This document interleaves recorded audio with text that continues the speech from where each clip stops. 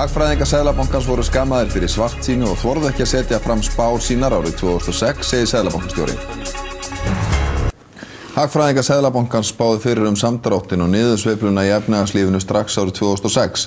Þeir voru skammaðir fyrir að draga upp of dökka mynd af efnahagsástandinu og þorðu ekki að setja fram þær spár sem líkön bankans gerðu ráð fyrir, segir Már Guðmundsson Seðlabankastjóri.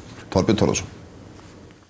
Már Guðmundsson Seðlabankastjóri var framsögumaður á haustráðstefnu KPMG fjárhagslega endurskipulagningu fyrirtækja á Grand Hotel í dag. Már fór vítt yfir sviðið í sögulegu samhengi en vegna starfsreglna peningastefnunefndar Seðlabankans gat hann ekki tjáð sig efnislega horfur í efnahagsmálum þar sem aðeins ein vika í næstu vaxtaákvörðun nefndarinnar. Már sagði að sérfræðingar Seðlabankans hefðu tjáð sér að líkön bankans hefðu fyrir rúmum 4 árum síðan gert ráð fyrir þeim samdrætti sem varð í landsframleiðslu á síðasta ári, en landsframleiðsla dróst saman að raungildi 6,5% á árinu 2009. Már sagði að hagfræðingar bankans hefðu hreinlega ekki þorað að setja fram réttar spár árið 2006.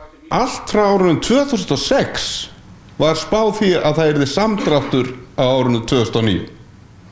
Að vísu var ekki verið að spá mjög miklum tölum hér framan af, kannski á bilinu 2-3%. En starfslið bankans segir mér að líkönin hafi skilað miklu hærri tölum. Þau þorðu bara ekki að setja það fram og voru þau þó mikið skömmuð fyrir þessar spár. Már útskýrði ekki frekar hverju það voru sem skömmuðu sérfræðinga bankans fyrir að setja fram dökkar spár þróun í efnahagsmálum. Eftir fundin í dag óskaði fréttastofa eftir upplýsingum þetta atriði hjá skrifstofu Seðlabankastjóra en svör höfðu ekki borist fyrir fréttir.